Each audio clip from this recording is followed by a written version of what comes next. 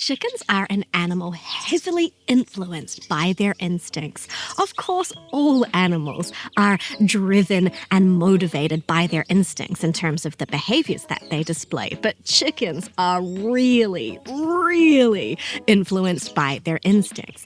And understanding the programming that your chickens have can help you to create an environment for them and a way of handling them that reduces stress both for you and your chicken flock.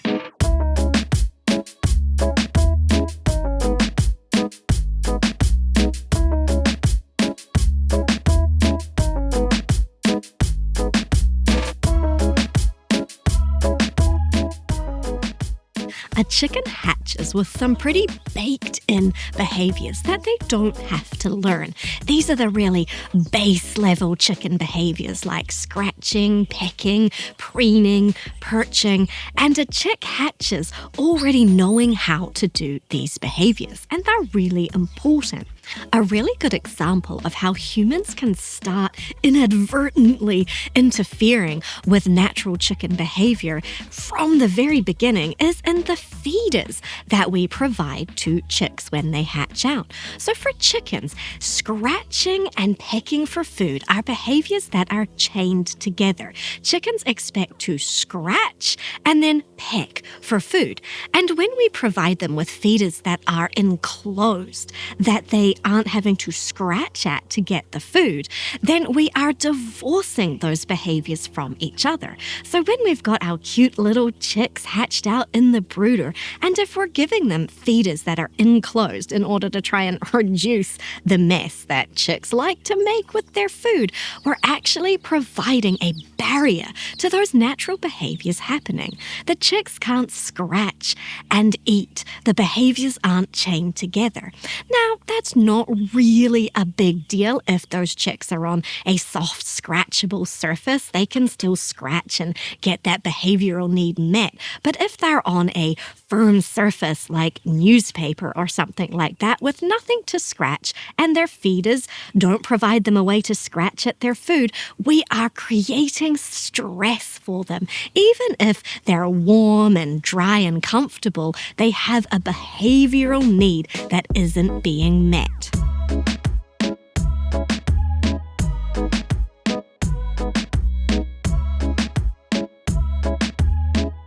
I think one of the best examples of instinct-driven chicken behavior is the cycle of a hen going broody. Now, when a hen goes broody, she is responding to environmental and hormonal cues that influence her behavior. She's not deciding to go broody. She is being essentially switched into broody mode. Everything about her behavior switches to broody hen mode. She gets puffed up, she clucks her way around the yard, and once she's fully in the zone, she goes and finds somewhere to sit, and there she sits. Sitting there, looking grumpy, being broody, and sitting in one nice, comfy spot. Now, she is not going to change her behavior until something changes to trigger a different phase.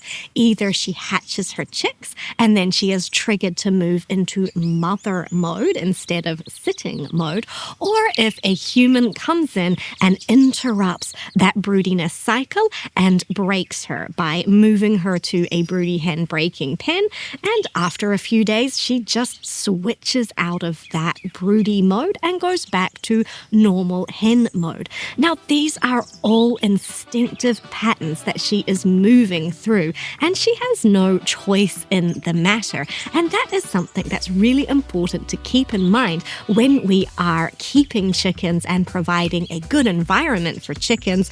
They're not making a lot of choices. They are responding to the instincts that drive their behavior. But that doesn't mean that it's not important to provide them with a really good stress-free space for them to engage in those instinctive behaviors.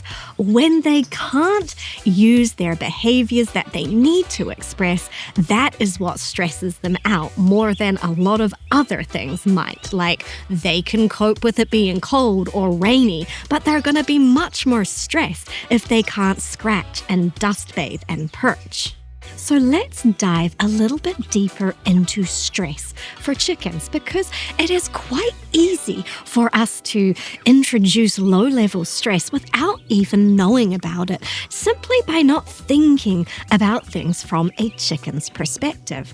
And that is things like understanding that chickens are a flock animal. They need to have their friends. They need to have a social environment that makes them feel safe. And those chickens in their flock need to be familiar to them. And that is why when you're integrating new birds into a flock, that is a very stressful event, both for the flock that already exists that you're adding to, and particularly for the new birds coming in. It's a very stressful event. Now, that's not to say you should never integrate new chickens, but be mindful of how you do it and that it is a stressful event.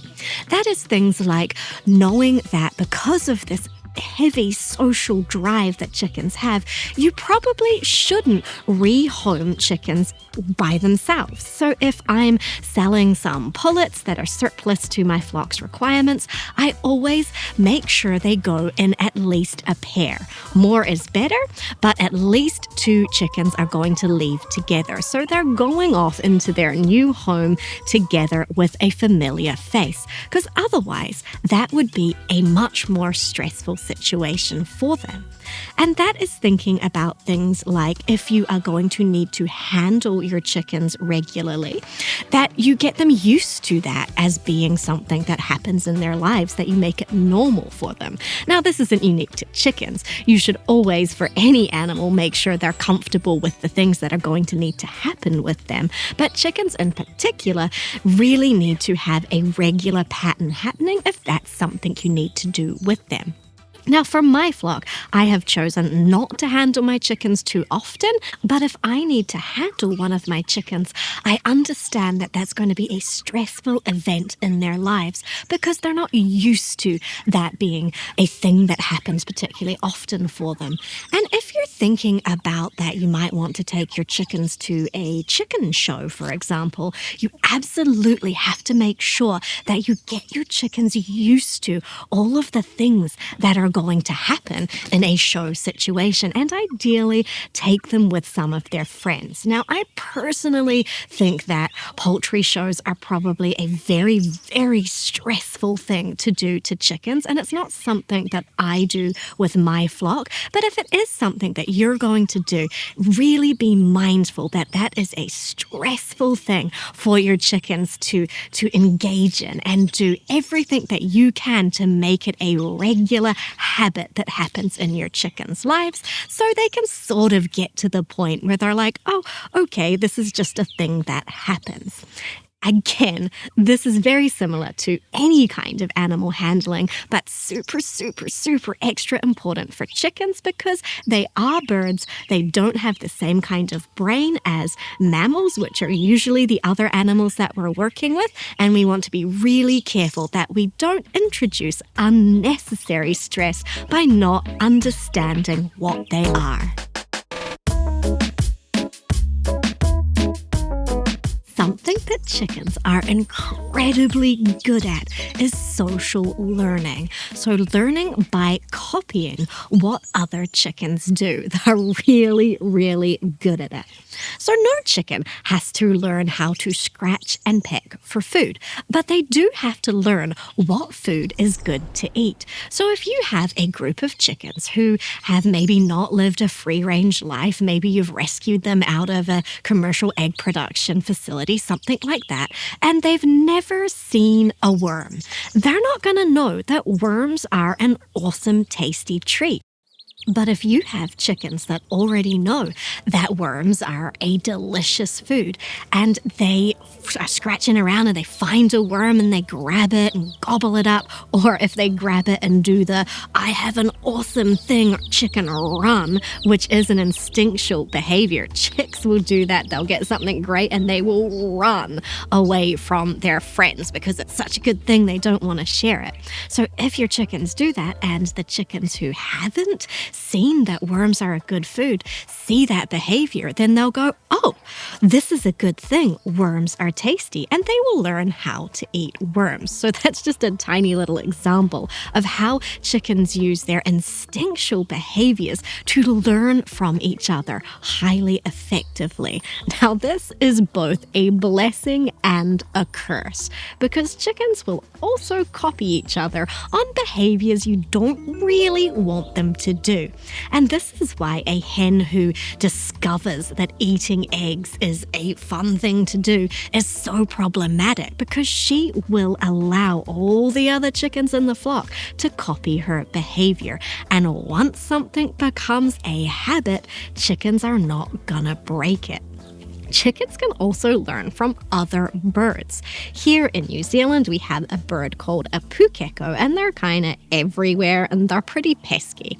Anyway, a pukeko was coming into my yard and eating the beans out of the pods. So it would pluck them out, and I'd come out and I would find a couple of beans left at the top of the pod and the rest of the pod just curled around empty. And that pukeko was copied by my chickens, and they also discovered that they could eat the beans out of the bean pods, which wasn't a great lesson for them to learn, and I had to get extra creative about keeping them all out of the bean patch until they sort of forgot that that was something that they could do. So negative behaviors can be learned just as well as positive ones. This is what, when you put a little nest egg, a little wooden egg into a nest, you're using that instinctual behavior to encourage chickens to lay in the nest, because chickens want to copy what other chickens are doing and lay in the same place. So humans can use our big brains to kind of manipulate chicken behavior when we understand the instincts that they have.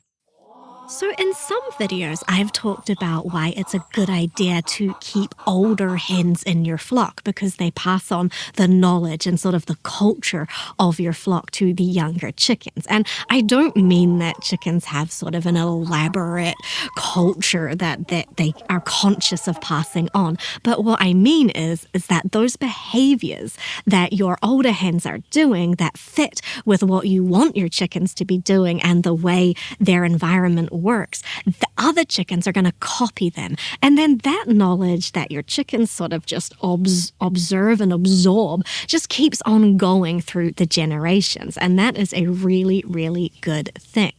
So chickens are really, really good at learning by copying other chickens. A chicken is probably not going to be good at going to an obedience trial like a dog, but they are really, really good at knowing what is happening in their environment and where their friends are and exactly what their friends are doing. Chickens are creatures of habit, and when chicken instinct meets chicken's tendency to form unbreakable habits and routines, some interesting things can happen. And I use this story a lot, but it's a great illustration, and that is the chickens that sleep in a tree. Now, chickens like to sleep in high places. That is one of their instincts. And as humans, we can use that instinct to create beautiful coops for them with nice high perches. And they go, oh, cool, here's some nice high perches. I'll sleep here. But if you happen to have a tree within their reach and it's higher than the perches in your coop, your chickens are going to probably want to sleep in the tree instead. And that is what happened in my flock. One of the younger groups had a look at the tree that was available, and they weren't being allowed to go into the coop very easily by the older group, and I didn't fully understand exactly how chicken social behavior worked at the time. So this group of chickens just slept in the tree instead, and they were really happy about that. It was meeting their instinctual needs to sleep somewhere nice and high and safe. Super happy. They're happy. I'm a bit less happy because I didn't really want the chickens to sleep in a tree. But that forms a habit. That is now the place that they sleep. And because chickens like to copy each other, every generation keeps on going to sleep in the tree. Now, chickens don't have logic. That is something that's really important to remember. They have none, no logic. Whatever chicken logic is to them, it is nothing like logic is for people. So my chickens will spend a rainy day happily hanging out in their rainy day hangout shed. It's a lovely open shed. It's got dust bathing areas and perches. They'll spend the day there dry and happy and content with all their friends. Then when bedtime rolls around, well, it's time to go and sleep in the tree.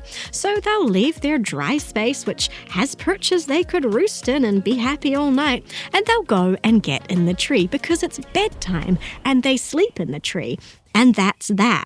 They're not going to decide, oh, it's raining today, maybe we'll just stay here and stay dry for the night. No, they do not have the capacity to make those kinds of decisions. They are going to follow their routine no matter what. And it's going to be extremely difficult to convince them otherwise. So it's always best to set things up the way you want them to go on.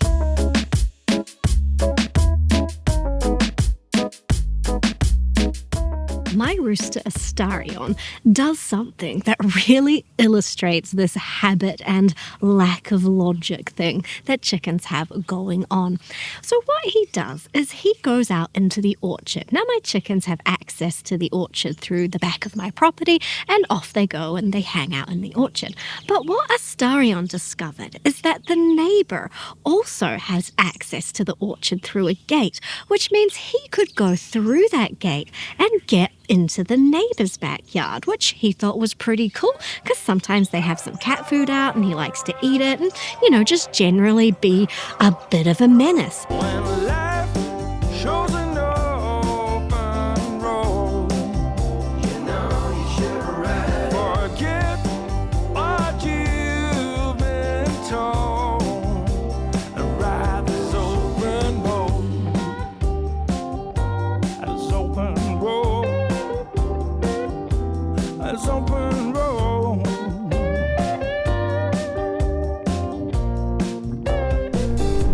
But he decided that this was his new thing. So he would go out into the orchard, go to the neighbor's gate, come through the neighbor's property, but instead of turning around and coming back the way he came, he would keep on cruising through, up their driveway, down my driveway, to the front yard, where he couldn't get back into the backyard where he wanted to go back. He just hangs out in the front yard until I come and open the gate and let him back in.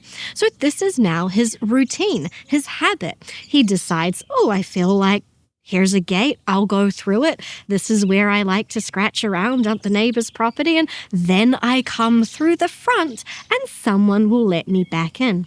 He is never going to consider going back the way he came because he's a chicken and that just won't occur to him. And he's always going to do it this way because it's now his routine. It's his habit, which is essentially the law as far as he's concerned. So I guess he's just going to keep on doing that until he's not around anymore. So we'll find out. But none of the other chickens will do it on their own. They'll follow him, but they won't do it by themselves. So it might be just a quirky little bit of flock behavior that only lasts as long as Astarion is in the flock, or he may teach it to other chickens. It's not a settled story yet, so I guess we'll find out. So I guess the take-home message of this video is that chickens are really good at being chickens and not very good at being anything else.